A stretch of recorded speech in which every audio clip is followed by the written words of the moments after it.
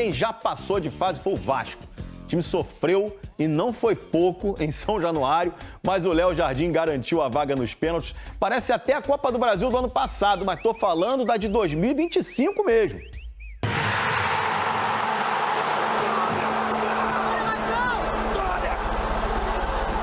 Calma que esse é só o final feliz da noite. Até chegar nos 2 vezes do Diniz, teve muita reza. Muita história. Teve de tudo. Jogador que pareceu ignorar o técnico, outro que meteu cavadinha em pênalti decisivo. Comemoração marrenta, gelado. A classificação do jeito que foi, a gente não escreveria esse roteiro. E teve herói. Noite de Léo Jardim, noite de classificação dramática. Para isso que eu tô aqui, é para isso que eu trabalho tanto. Léo Jardim, eu te amo, Léo Jardim. Precisava de tanto sofrimento. Os vascaínos estavam bem confiantes em São Januário. É 3-0, vai ser uns 4 pra cima. 3 gols do Verrete, vamos pra cima, p***, essa p***. O melhor, Diniz parecia confiante. 2 joinhas e 2 vezes logo antes do jogo começar. Depois foi ficando naquele estilo Diniz que a gente já conhece, mais enérgico, exigente. O Vasco chegou com o Nuno pra fora. Na segunda trave, Nuno! O Operário com o Zuluaga. Pra fora, a cabeçada do Zuluaga! E o Diniz chamava o Ryan sem parar. 1, 2, 3, 4, 5 vezes. Foi com ele que o Vasco fez 1-0. Pode cagar na cara, lá vem o Vasco, Ryan, bateu pro gol! Ryan, tirando o Vasco do sufoco no fim do primeiro tempo. E o Diniz falou pro Ryan, é pra fazer 3 gols, não 1 gol.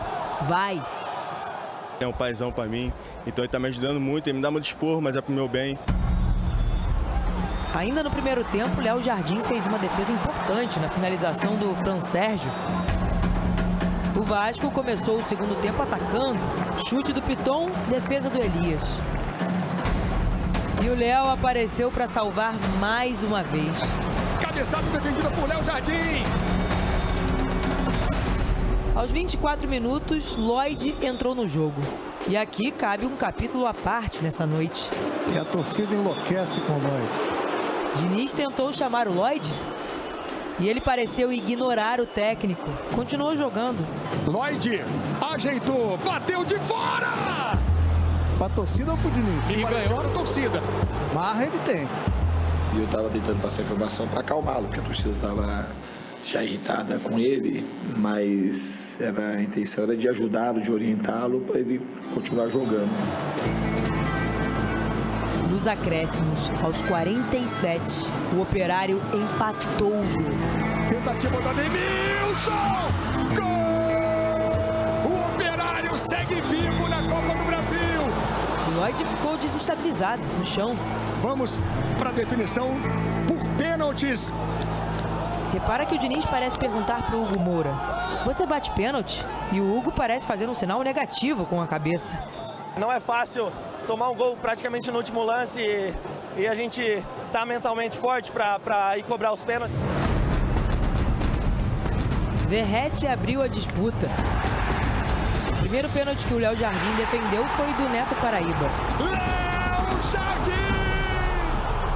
O Elias também pegou um do Vasco. João Vitor perdeu. Hugo Moura foi só o 7º batedor do Vasco e fez 6-5. Era a vez do Cristiano. Se ele perdesse, o Operário estava eliminado. Bateu pênalti com cavadinha! Depois, Paulo Henrique perdeu e a situação se inverteu. O Léo Jardim tinha que pegar para o Vasco continuar vivo. Thales bateu o pênalti! Léo, sensacional, Jardim! E aí chegou a vez dele. Que noite pro Lloyd, hein? E o Lloyd fez 7-6 para o Vasco. Se o Léo Jardim defendesse, acabava. Lá vem Alan Godoy, lá vem o Operário, Alan bateu! Léo! Se o Fernando Diniz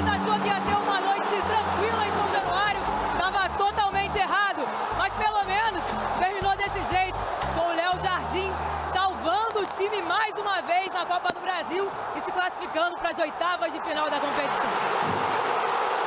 Comemorar essa vitória, difícil, suada, mas também ter a cabeça no lugar, porque a gente tem muita coisa para melhorar e muita coisa pela frente ainda. Vitória, Vascão!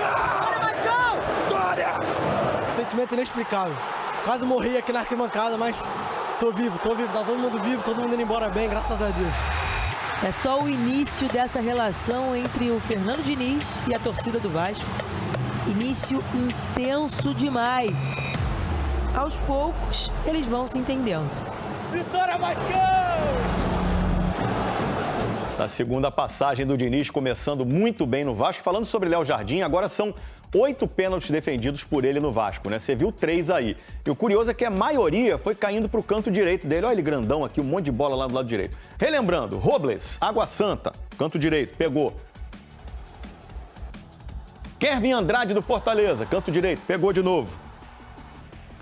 Canóbio ainda pelo Atlético Paranaense. Tudo pela Copa do Brasil do ano passado, ó. Léo Jardim pegou também. Agora vamos para o canto esquerdo, que o homem também é bom. Gabigol, no Carioca. Jogando pelo Flamengo. E o Wellington Rato, jogador do São Paulo, Brasileirão de 2023. É fera o Léo Jardim. Grande goleiro do Vasco. Parabéns, Léo.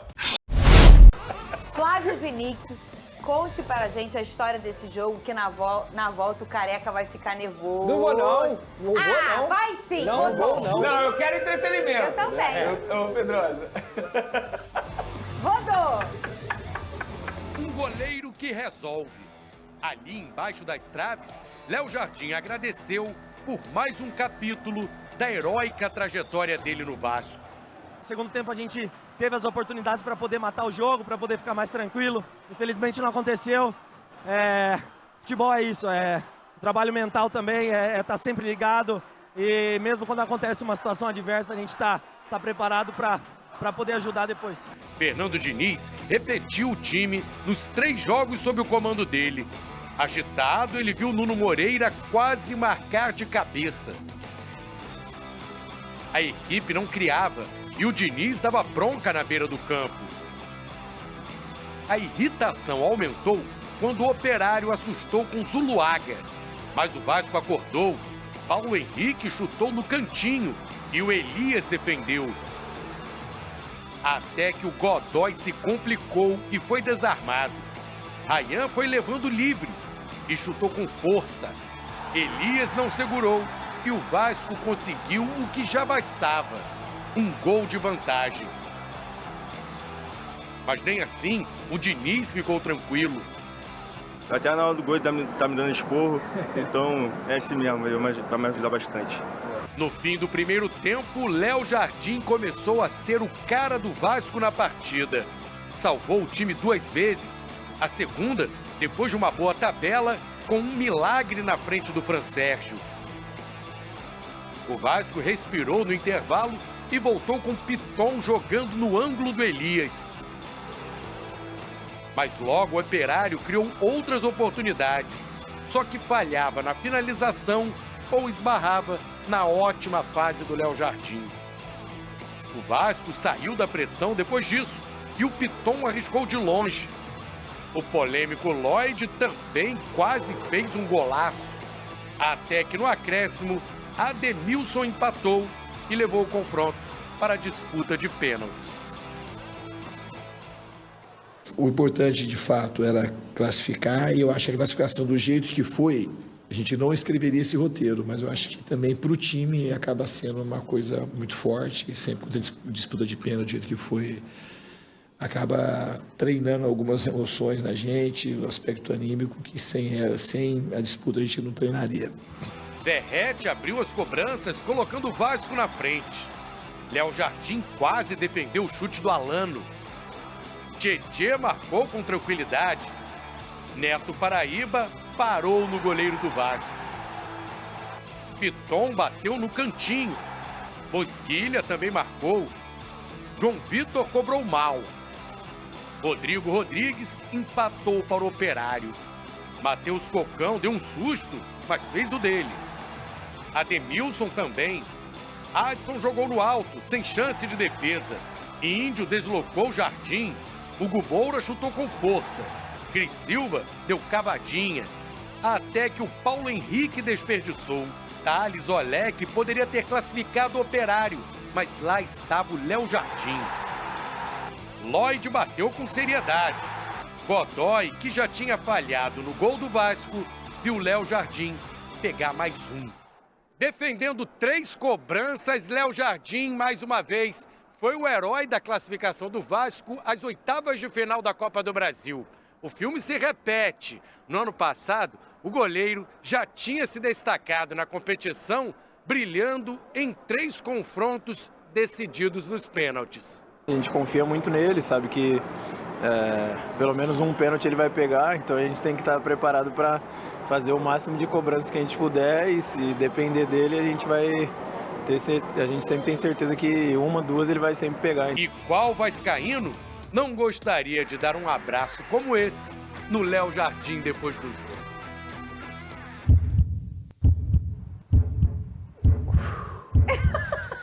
Lucas Pedrosa, antes de você se irritar... eu não vou me irritar. Venê, o que queremos hoje? Entretenimento. O que queremos hoje? Entretenimento. O que tivemos ontem à noite, a gente quer aqui agora. Eu quero que você se irrite. Porque ontem foi entretenimento. Uma coisa. Pedrosa, vem pra aula de yoga comigo, vou te fazer bem. É melhor. Fazer bem. Eu acho bom. Conseguindo ouvir. Vem pra aula de yoga. Ô, Lloyd, Pedrosa. deixa eu falar uma coisa pra você. Ontem, 2 heróis da noite. O primeiro, o Léo Jardim, obviamente. Lógico. Alguém discorda? E o segundo, o Verratti. Fernanda, o Verratti? Você explique, por favor, porque o outro herói da noite é o Verratti. Onde Lucas tem herói, Pedrosa. tem vilão, Pedrosa? Tem. Teve Sempre ontem? tem. Um monte. Tem o bem e o mal, velho. Eles andam lado a lado, a linha é tênue. Eu não A linha aguento é mais. tênue. Esse é o futebol. O Verratti, Fernanda, ele não fez uma boa partida, tá? Ele não fez gol, ele não conseguiu... Teve até um gol que ele perdeu no momento que o Lloyd deu o passe pra ele, ele acabou demorando pra poder chutar. Assim, se a gente for colocar a partida do Verratti, foi pior do que as últimas que ele tinha feito. Só que na hora do pênalti, meu amigo, e aí você vê o que é uma liderança positiva e uma liderança que faz total diferença no jogo mental de todas as equipes e principalmente numa disputa de pênalti. O Operário tinha a oportunidade de fazer o gol que ia dar a classificação ao Operário. O jogador do Vasco tinha perdido e o Operário tinha na cobrança alternada aquele momento para fazer o pênalti. Antes da cobrança, antes da caminhada que você passa tudo na sua cabeça, o senhor Verratti arrumou uma confusão ali, e aí veio o Hugo Moura, veio o Tietê, veio todo mundo, desestabilizando o jogador do Operário. O que aconteceu depois? O que, Pedrosa? O Operário perdeu o pênalti. Então, tem que respeitar o homem, é realmente uma liderança muito positiva e que fez total diferença naquele momento da partida. Mas o grande personagem é o Léo Jardim. Chegou a hora. A gente quer saber, Léo Jardim? Já mostramos aqui, Léo Jardim, não foi, ô Venê? Já tá visto. Grande goleiro é Léo Jardim. Queria ele no meu fogão. Agora tem meu John lá também, tá bom? Mas é um grande goleiro. Porém, eu quero ver você. Eu quero ver o senhor. Eu não vou falar isso não, que você pode cortar mal. Nervoso! Vamos lá. Primeiro tempo, assim, ontem a gente comentou, né, que a equipe do Operário não é nenhuma baba, é o principal time hoje do Paraná, no sentido de ter sido campeão paranaense. É uma equipe que tem Bosquilha, tem Alano, tem Fran Sérgio, tem outros jogadores que já são experientes. Então, tá longe de ser uma equipe, por exemplo, que viria a São Januário só para se defender. Muito pelo contrário, teve uma postura de defesa no primeiro tempo, mas conseguiu ter alguns escapes, conseguiu ter alguns contra-ataques. E o Vasco, mesmo assim, controlou o jogo no sentido de posse de bola, teve oportunidades também, e foi justamente no momento que o Ryan escuta uma orientação do Fernando Diniz para ele marcar sem bola. Ele geralmente começa o jogo do lado direito e ele estava lá do lado esquerdo, e aí um passe do Luiz Gustavo acaba caindo no pé do zagueiro do Operário, e o Ryan acredita na jogada, porque ele escuta a orientação do Diniz e isso premia o Ryan, que já tinha feito uma bela partida contra o Fortaleza e fez o gol contra o Operário, deixando o Vasco com uma vantagem parcial nesse primeiro tempo. Aí, no final do primeiro tempo, você já sentia um sinal de desgaste dessa equipe. Vale lembrar, o Vasco veio da Argentina contra o Lanús, jogou no sábado contra o Fortaleza e só foi substituir aos 41 minutos, e de sábado para terça é um curto período de tempo para você descansar. Então, claramente, esses jogadores sentiram um desgaste. Só que o segundo tempo, quando virou para o intervalo, o Diniz voltou com a mesma equipe e o Vasco ficou 20, 25 minutos sem conseguir jogar. O Operário começou a ganhar campo, empurrar o Vasco nas linhas, o Vasco até tentava sair com os escapes ali de contra-ataque, teve uma oportunidade com o Piton que ele achou pro Verratti, depois um chute de fora da área também, que o goleiro fez uma belíssima defesa, mas o Operário estava gostando da partida. E a sensação que passava é que a qualquer momento o Operário poderia ter feito gol. E aí, os cruzamentos que são o terror do Vasco, acaba punindo o Vasco da Gama naquele momento. Só que antes do gol, do fatídico gol, eu acho que o Fernando Diniz demora a mexer. Porque ele mexe, tira o Coutinho e o Nuno, que já estavam cansados naturalmente, e ele coloca o Matheus Carvalho e o Lloyd, que é o tal personagem da partida além do Léo Jardim. A gente já vai falar dele. Vou falar, então não vou nem falar agora. Isso. O Lloyd entra, isso não consegue surtir um grande efeito na equipe do Vasco. Acho que no final da partida o Diniz demorou a mexer, o Tietchan já estava muito cansado, talvez para bater pênalti ele não tenha mexido, mas ele já estava muito cansado e ele poderia ter colocado o Paulinho para segurar o resultado e ter mais válvula de escape. Ele poderia ter colocado o Jair. Eu acho que assim, o jogo do Vasco ontem não foi um jogo ruim, mas foi um jogo perigoso. E o Vasco não conseguiu oxigenar a sua equipe desgastada, justamente porque, para mim, o Diniz demorou a mexer no final do jogo. E aí, o que aconteceu? O Operário, que já estava mais próximo do gol, acabou conseguindo fazer um cruzamento ali numa virada. O Lucas Piton, que tinha feito uma belíssima partida até o momento do gol, ele falha novamente e tem sido notório. Essa falha defensiva do Lucas Piton na bola aérea, infelizmente, manchando um pouco do bom jogo que ele fez. 1-1, vai para os pênaltis. Léo Jardim é o cara, é o melhor goleiro do Brasil na minha visão, é o mais decisivo e deveria ser chamado para a seleção brasileira. Essa vaga de terceiro goleiro da seleção brasileira está em aberto e o Léo Jardim tem que ser cogitado entre Alisson, Ederson e, no caso, essa terceira vaga, que tem o Lucas Perry jogando muito no Lyon, que tem o Fábio, que tem o John, que tem o Hugo Souza, que tem o próprio Bento, que está lá no time do Cristiano Ronaldo Al Nassr. O Léo Jardim não deve a esses goleiros em nada. E a fase dele, não é fase mais, são 2 anos desde que ele vestiu a camisa do Vasco, jogando em altíssimo nível. Então tem que parabenizar o Léo Jardim, porque é um grande goleiro. Você falou que o Rayan escutou a questão aí do Diniz e por isso conseguiu performar ali e fazer o gol. Venê, mas tem um cara que não quis escutar o Diniz.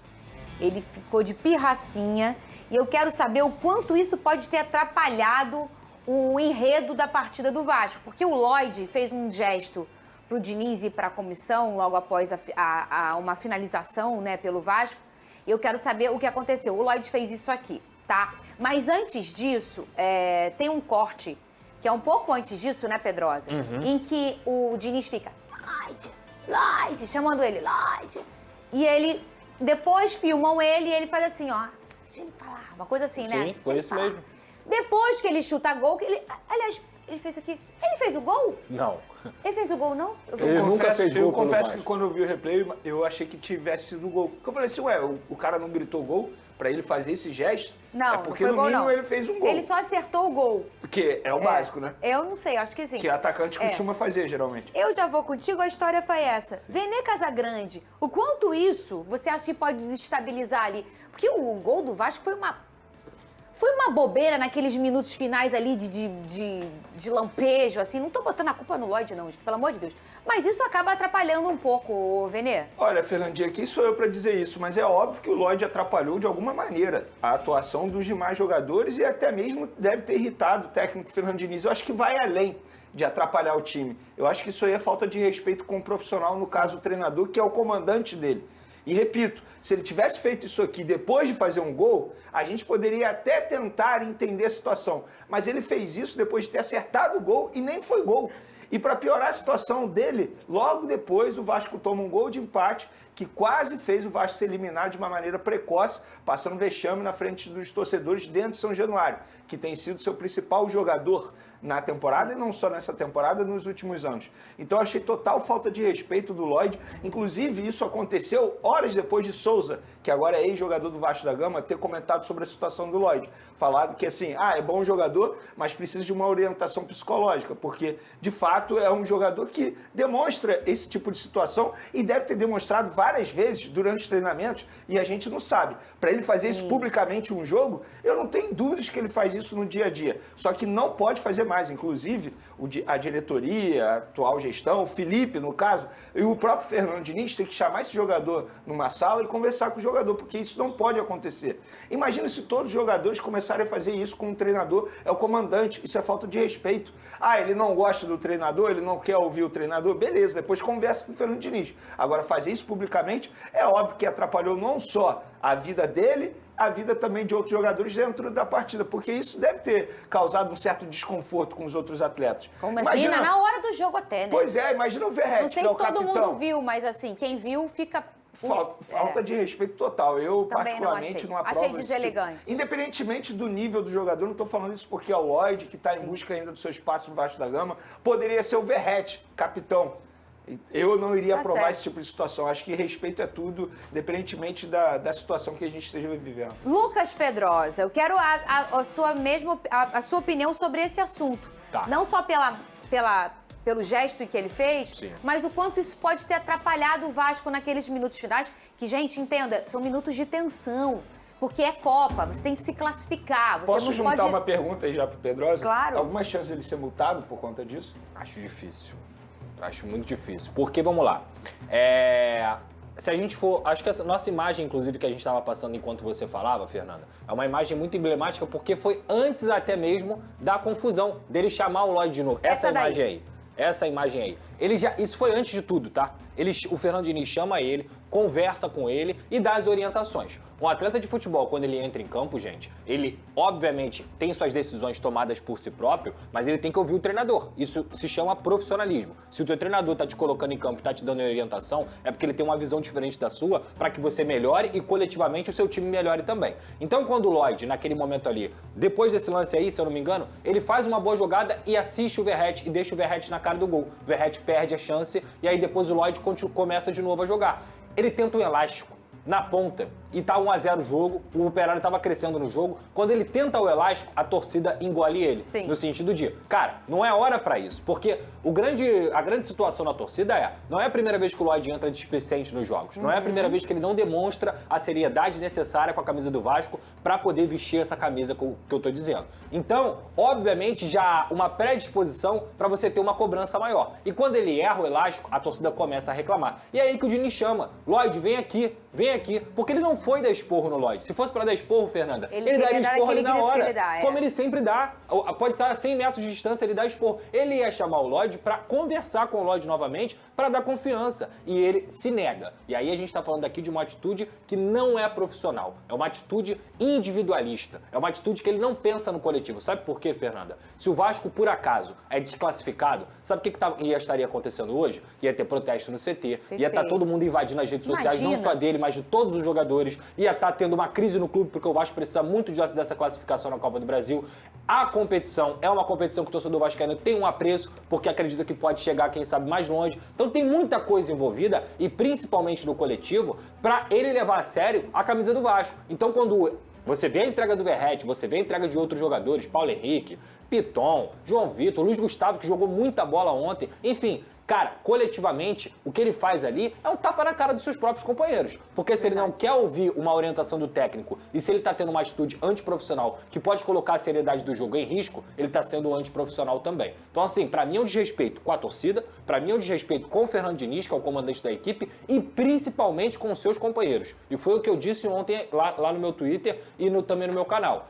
Cara, é momento de dar um esporro federal nele. E não é aquele esporro no sentido de, xingar e tudo mais. É levar a sério. Meu filho, acorda. Você tá no Vasco, você não tá numa colônia de férias, você não tá no playground, tanto da diretoria, quanto dos jogadores, quanto do Fernando Diniz. Agora, tem que lembrar também, eu acho isso muito importante, muita gente falou assim, rescinde o contrato. Gente, futebol, você não lida com robô.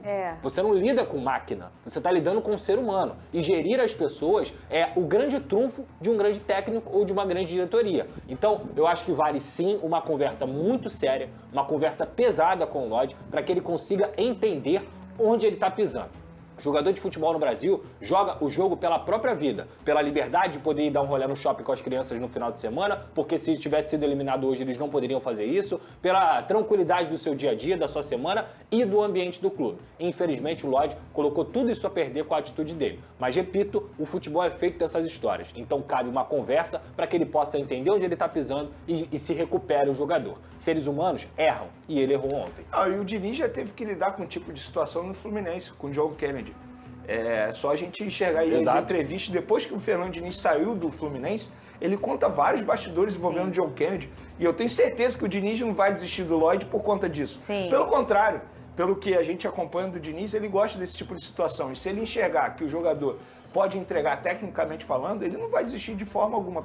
Muito pelo contrário, ele vai mudar totalmente esse cenário. Arrisco a dizer que ele vai trabalhar em cima do Lodge para o Lodge desempenhar. É verdade. E o Lodge, ele tem potencial, assim, atualmente, pro elenco do Vasco da Gama. Ele não é horrível, não, potencial, cara. Ele não é Só horrível. que não pode fazer esse tipo de situação. Só tem que levar a sério. Se é Vasco, tá na colina.